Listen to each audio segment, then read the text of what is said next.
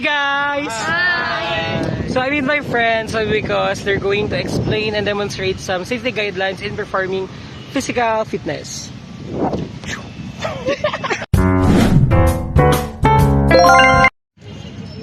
First, we need to consider the climate when performing fitness exercise because extreme temperatures and weather conditions can affect our physical capabilities and safety.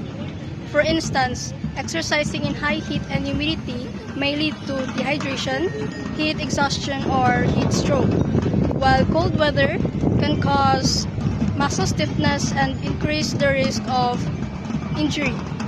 Let's hear from Daita on what is the right attire to wear when performing fitness exercises. Wearing proper clothing during fitness exercise ensures comfort, freedom of movement, temperature regulation, sun protection, support, and injury prevention, as well as boosting confidence, motivation. Proper attire is an essential aspect of any workout routine.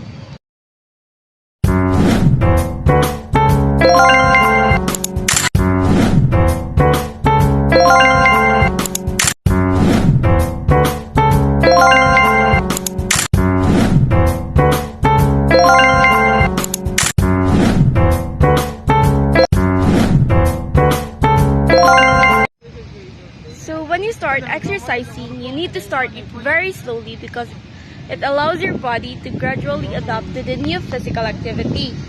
So this is very important, especially when you are inactive for a while or have any pre-existing health conditions.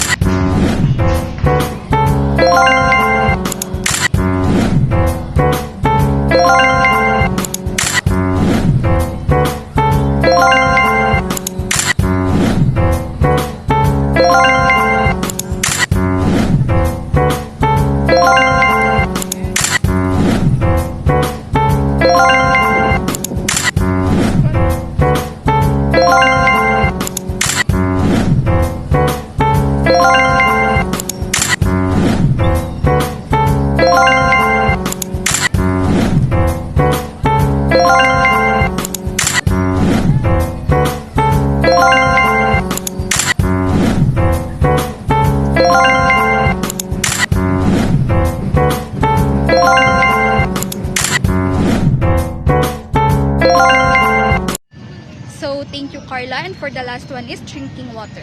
Drinking water during fitness exercises is vital for promoting proper hydration, regulating body temperature, supporting muscle functions, producing energy, and promoting overall health. Proper hydration ensures that our body can perform well during workout and recover properly afterwards.